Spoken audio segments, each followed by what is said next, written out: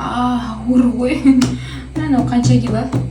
Былтыр жүкті болған кезімде, как раз сезоны біткен кезде мен арбузға жерік болам ғой. Андай магазиндерден сатылса да бәрібір жаздағыдай болмайды ғой. Дәмі жоқ, бір картошка жеп жатқан сияқты боласың ғой.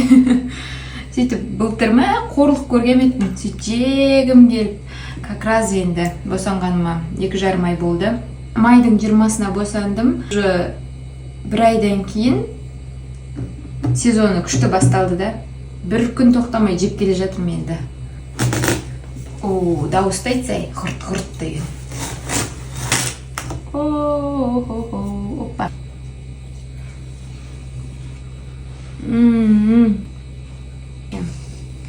Люблю, люблю.